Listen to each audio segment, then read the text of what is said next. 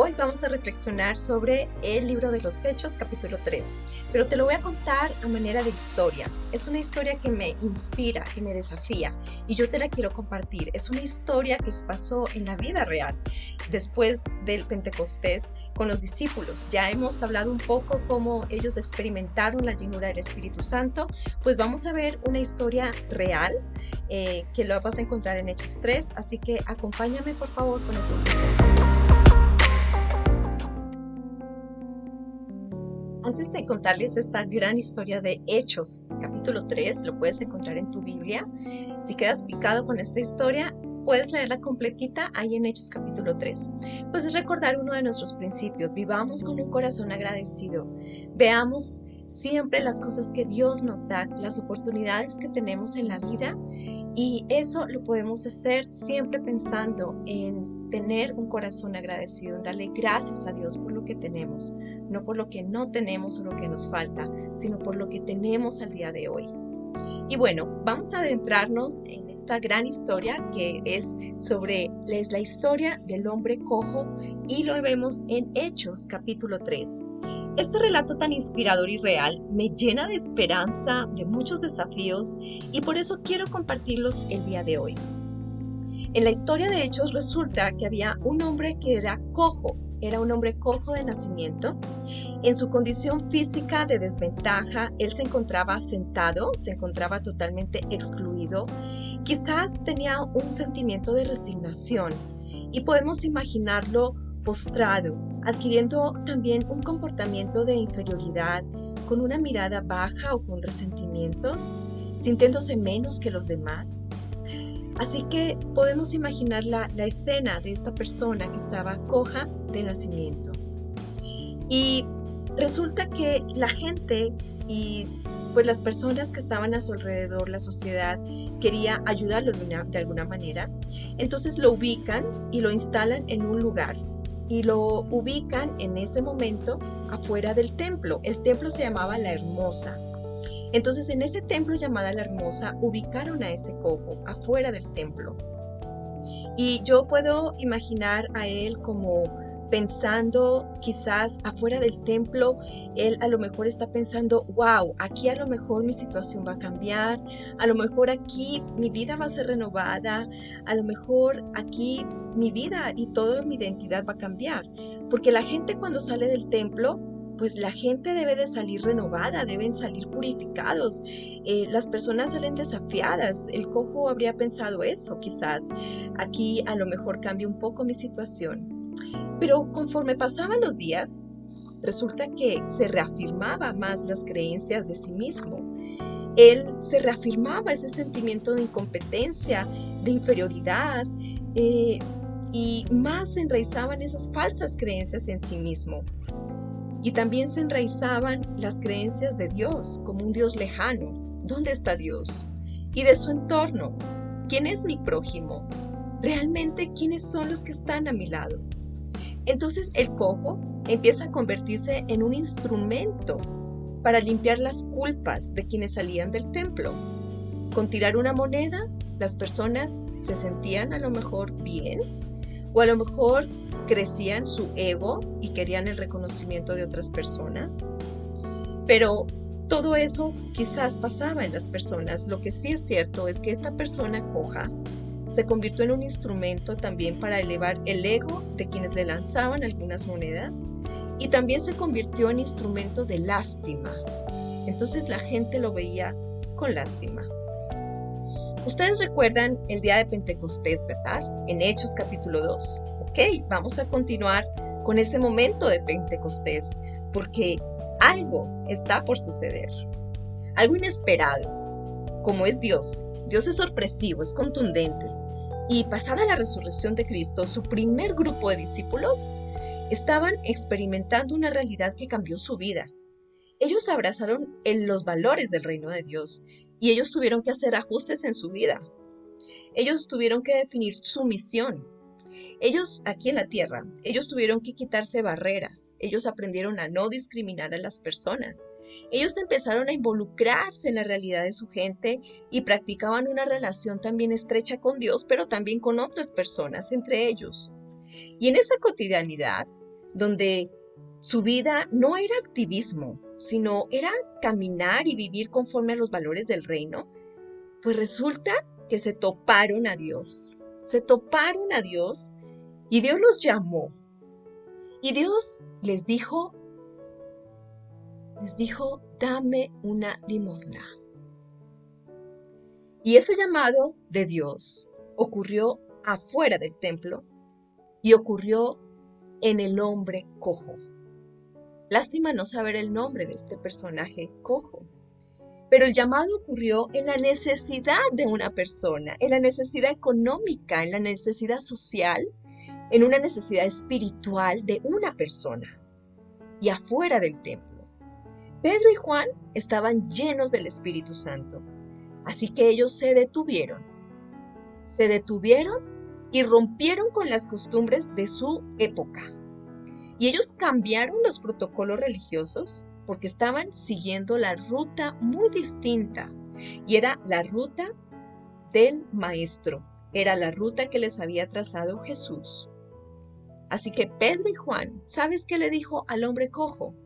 Le dijeron al hombre, míranos. Ellos se detuvieron. Otra vez voy a repetir. Pedro y Juan estaban llenos del Espíritu Santo y se detuvieron. Ellos se detuvieron y también le dijeron al hombre cojo, míranos, míranos. Mirar a los ojos, ¿qué significa el contacto visual? ¿Por qué es tan importante el contacto visual? ¿Qué tiene de especial mirar a los ojos? El contacto visual significa contacto humano. Significa decirle a la persona que tienen el mismo valor, que ellos se ponen al mismo nivel que el hombre cojo.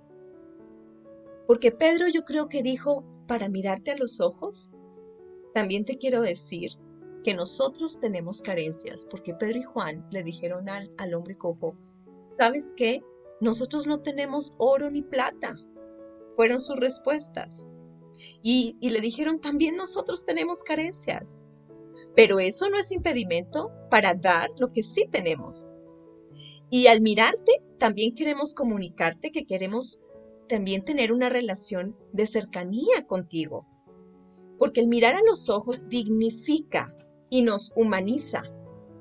Y en esa relación inicial, Pedro, con sus palabras, le dice al hombre cojo, me detengo no porque tenga dinero, sino porque estoy convencido que tu vida es importante para Jesús y para nosotros también. Me detengo porque no es justo que sigas paralizado y que sigas siendo objeto de lástima de otras personas. No es justo. Me detengo también porque porque Jesús quiere darle un giro a tu vida y quiere ubicarte en la sociedad de una manera distinta.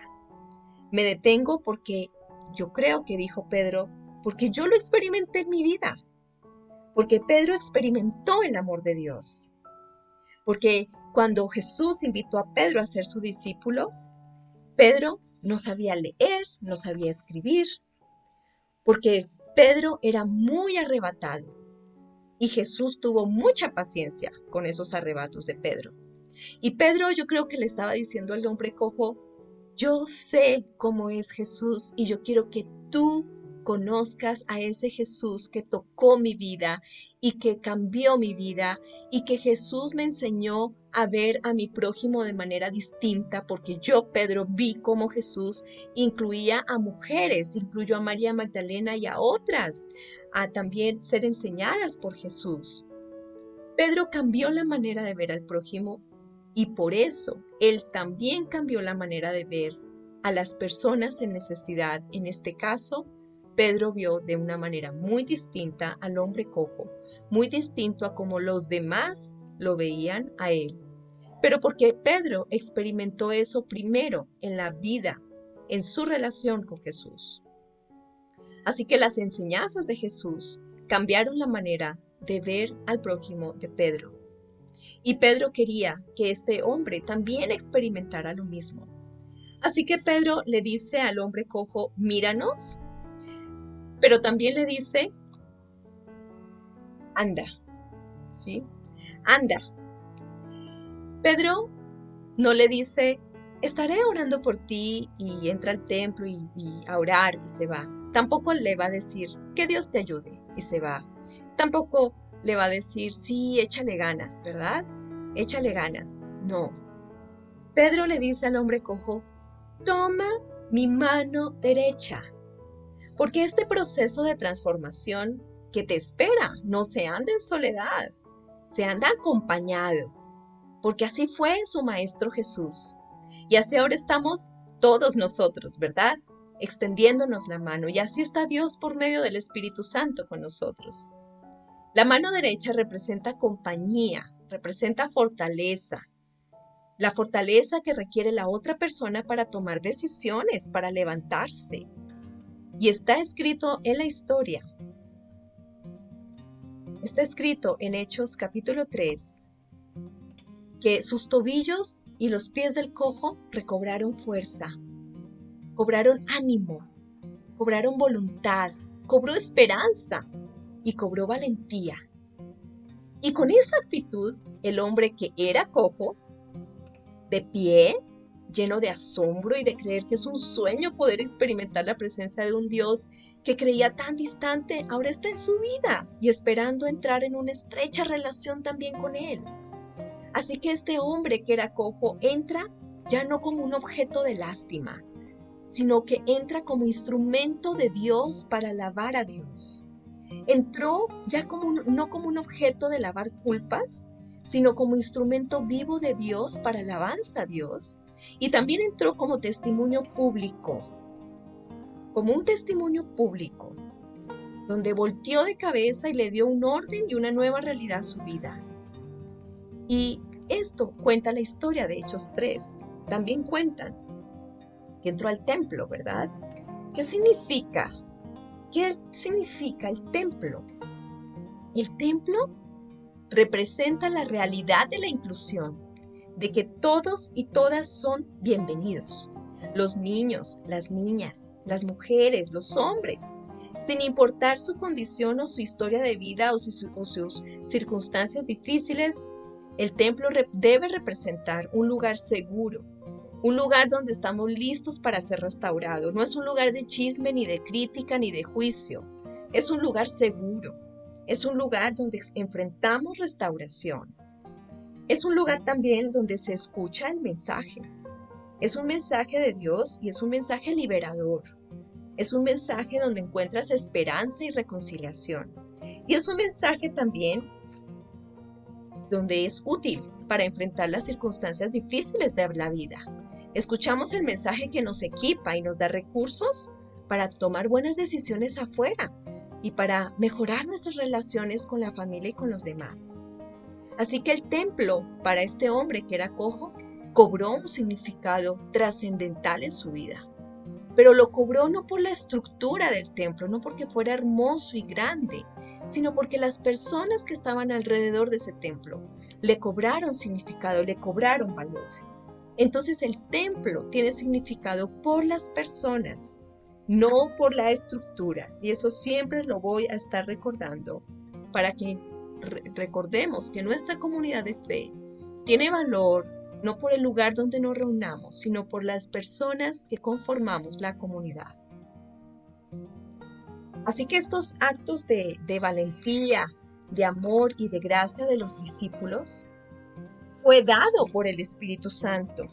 Estos actos no fueron dados por ellos mismos con sus propias fuerzas, sino por el Espíritu Santo. Y son manifestaciones claras de parte de Dios, porque esto trasciende y sacude a toda una sociedad. Cuando pasan estos actos de valentía, los ojos ven, las demás personas están atentos de lo que estaban haciendo los discípulos. ¿Y sabes qué pasó? Que cuando los romanos y cuando la demás gente estuvo viendo esto, los discípulos fueron perseguidos. Y cuando hay opresión y abuso de poder, justamente estos actos se convierten en una amenaza para quienes están abusando de otros.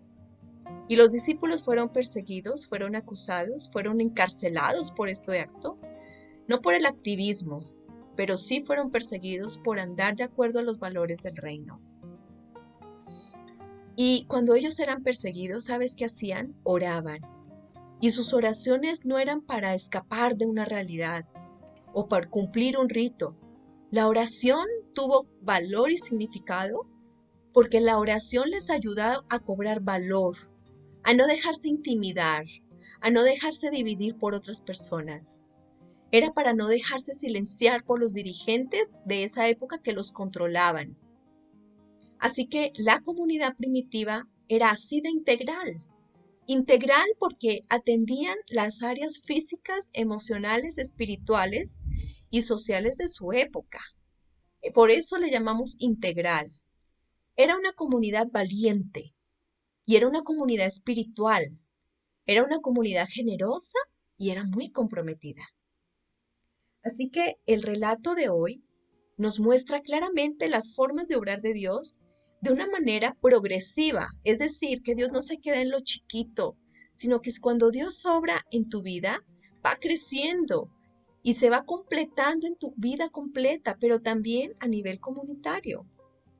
Dios parte desde ti, desde el individuo, junto con una comunidad de fe, pero el propósito es para que lo que Dios está haciendo en tu vida y en tu comunidad sea visible y sea visible a toda una sociedad, porque eso es lo que va a poner de manifiesto el amor de Dios.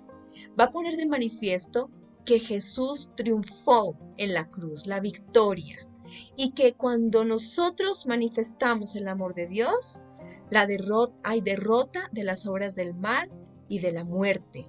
Estas son las maneras de obrar de Dios tangible en tu vida, con tu comunidad de fe, pero para dar muestra a toda la sociedad que amamos a Dios.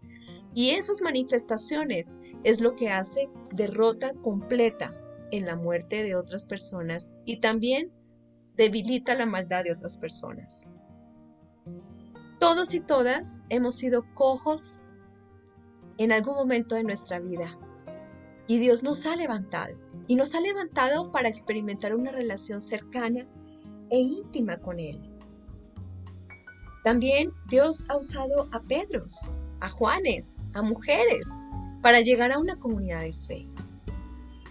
Yo desconozco en qué punto de tu proceso de restauración te encuentres con Dios, pero yo confío y estoy segura que Dios nunca suelta de su mano a quienes le buscan. Y es por esa gracia que te invito a que uses tu mano derecha, a que extiendas tu mano, como lo hizo Pedro, para que tú puedas acompañar a alguien que hayas ya visto con claridad en necesidad. Te invito también como comunidad a que salgamos y que nos pongamos al nivel de la necesidad de otra persona para poder mirar como lo hizo Pedro. Y podamos buscar y ver dónde Dios nos está llamando para que abracemos a quienes aún se encuentran en una condición vulnerable. Son las personas que están marginadas, los que están expuestos a la droga, los niños, las niñas intentando suicidarse. Son jóvenes que están sin esperanza y sin sueños. También son mujeres que pueden estar andando con los niños en las calles recogiendo basura o niños buscando comida y sin hogar. Tengamos la mirada que tuvieron Pedro y Juan, tengamos la mirada de Jesús. Y esto es un llamado no a ti como individuo, sino que es un llamado a la iglesia, a la comunidad de fe. Como cuerpo estamos llamados a prepararnos para saber acompañar y para servir mejor a quienes lo necesitan. Porque la mendicidad, la soledad, el suicidio, el abuso, las adicciones deben ser restaurados en una comunidad de fe, adentro del templo, adentro de nuestros hogares. Estos lugares deben ser espacios de provisión, donde nadie pase por necesidad, donde nadie se sienta solo, donde nadie se sienta excluido, donde nadie pase hambre, donde nadie sienta que sobra. El llamado es que seamos llenos del Espíritu Santo. El deseo de Dios es que seamos llenos de su Espíritu para ver esas realidades, pero también para que podamos vivir y andar en la verdad del reino de Dios. Dentro de nuestros hogares y al mismo tiempo afuera de nuestros hogares. Dentro del templo y afuera del templo. Como cuerpo de Cristo que representamos, somos llamados a proclamar, a salir, invitar, a acompañar, pero también a equipar y capacitar a toda persona para cumplir con la misión de Dios. ¿Y cuál es el propósito de Dios? El propósito de Dios es llenar la tierra de su presencia, es establecer y enseñar los valores del reino en la tierra. Es un reino de justicia, no de poder. Es un reino de paz y de reconciliación. También es un reino de misericordia y todo eso que acabo de mencionar es el amor, es un reino de amor. Entonces, que por la llenura del Espíritu Santo podamos amar a quienes están adentro de nuestra casa, pero también afuera, los que están afuera de nuestra casa. Que podamos amar a quienes son parte de nuestra comunidad de fe, pero también a aquellos que no son parte de nuestra comunidad de fe. Somos llamados también a amarlos. Que Dios te bendiga con este mensaje y te invito a que leas Hechos 3 para que leas la historia completita. Puedas comprobar que esta historia fue real y que esta historia se repite cada vez que tenemos a alguien en necesidad. Bueno, pues nos vemos el próximo domingo y a quien le va a tocar dar un saludo a la comunidad de fe el próximo domingo es a Mafer. Mafer, saliste seleccionada, así que vas a dar un pequeño saludo a la comunidad de fe el próximo domingo. Que se la pasen súper bien, los quiero mucho, que Dios los bendiga. Bye bye.